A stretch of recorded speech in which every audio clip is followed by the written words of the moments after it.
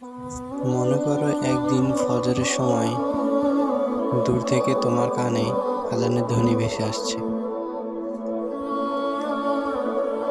তোমার নফস বলতেছে তুমি ঘুমাও। তুমিও তোমার খাতা টেনে ঘুমিয়ে গেলে, কিন্তু দূর থেকে যে ধ্বনিটা আসছে সেখানে বলা হচ্ছে হাইয়া আলাল ফালাহ, কল্যাণের জন্য এসো। এই কল্যাণের জন্য এসো কথাটা তো আসলে আমাদের জন্য, কিন্তু আমরা কল্যাণের জন্য না গিয়ে ঘুমিয়ে গেলাম। আর এই কল্যাণের জন্য এসো তো কোনো পৃথিবীর মানুষের কথা না, এটা হচ্ছে স্বয়ং আল্লাহর বাণী, আল্লাহর কথা, আল্লাহর হুকুম। আমরা যে এই আল্লাহর হুকুমে সাড়া না দিয়ে ঘুমিয়ে গেলাম, নফসের কথা শুনলাম, আল্লাহর অবাধ্যতা করলাম, এটা আসলে ছোটোখাটো একটা শিরিকের মধ্যেই পড়ে।